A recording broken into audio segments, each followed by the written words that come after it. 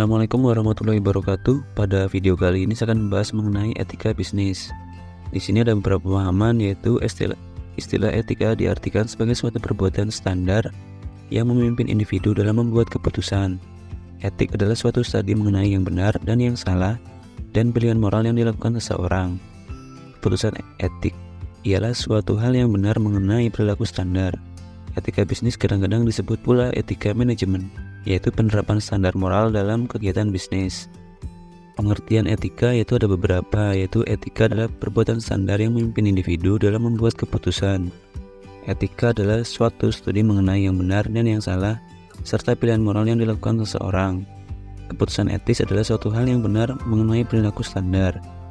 Nah, etika bisnis adalah keseluruhan dari aturan-aturan etika, baik yang tertulis maupun yang tidak tertulis, yang mengatur hak-hak dan kewajiban produsen dan konsumen serta etika yang harus dipraktekkan dalam bisnis. Nah, etika bisnis mencakup hubungan antara perusahaan dengan orang yang menginvestasi uangnya dalam perusahaan, dengan konsumen, pegawai, kreditur, dan pesaing. Orang yang menanam uang atau investor menginginkan manajemen dapat mengelola perusahaan secara berhasil, sehingga dapat menghasilkan keuntungan bagi mereka. Konsumen menginginkan agar perusahaan menghasilkan produk bermutu yang dapat dipercaya dengan harga yang layak. Kemudian para karyawan menginginkan agar perusahaan mampu membayar balas jasa yang layak bagi kehidupan mereka, memberi kesempatan naik pangkat atau promosi jabatan. Kemudian etika bisnis menyangkut usaha membangun kepercayaan antara masyarakat dengan perusahaan, dan ini merupakan elemen sangat penting buat suksesnya suatu bisnis dalam jangka panjang. Jadi prinsipnya seorang wirausaha lebih baik merugi daripada melakukan perbuatan tidak terpuji. Menjaga etika adalah suatu hal yang sangat penting untuk melindungi reputasi perusahaan. Masalah etika ini selalu dihadapi oleh para manajer dalam keseharian kegiatan bisnis, namun harus dijaga terus-menerus, sebab reputasi sebuah perusahaan yang etis tidak dibentuk dalam waktu pendek, tapi akan terbentuk dalam jangka panjang.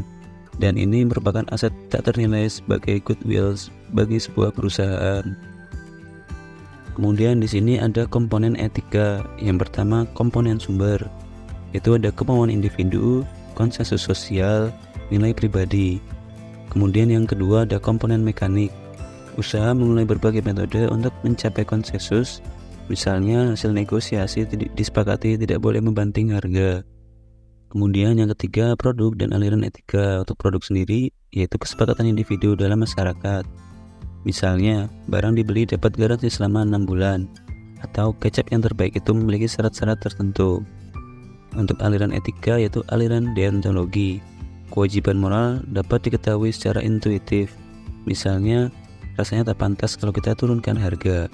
Kemudian ada aliran teologi, yaitu menilai perbuatan orang dari tujuannya. Misalnya, saya turunkan harga untuk jatuhkan lawan. Nah, untuk kesimpulan, yang pertama, etika bisnis perlu dimiliki individu dan perusahaan. Yang kedua, etika bisnis sangat bermanfaat dalam menyelesaikan masalah-masalah bisnis. Yang keempat, etika bisnis memiliki sanksi moral. Yang keempat, tanpa etika bisnis, ekonomi akan kacau. Kemudian yang berikutnya yaitu konsep etika bisnis.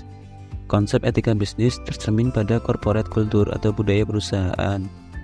Menurut Kotler, budaya perusahaan merupakan karakter suatu perusahaan yang mencakup pengalaman, cerita, kepercayaan, dan norma bersama yang dianut oleh jajaran perusahaan.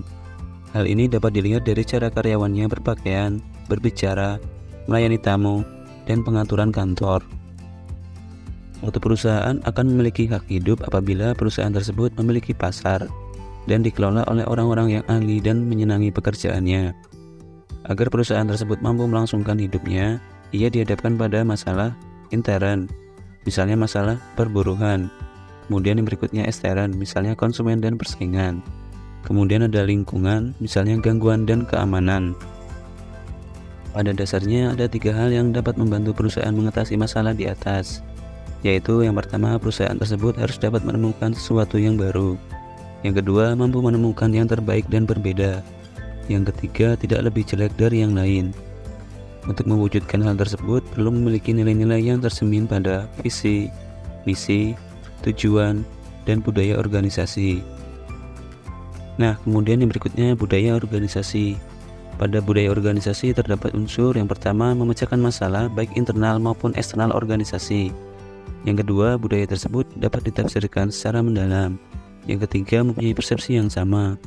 Yang keempat, pemikiran yang sama. Dan yang terakhir yaitu perasaan yang sama. Nah, sekian penjelasan pada video kali ini. Terima kasih. Wassalamualaikum warahmatullahi wabarakatuh.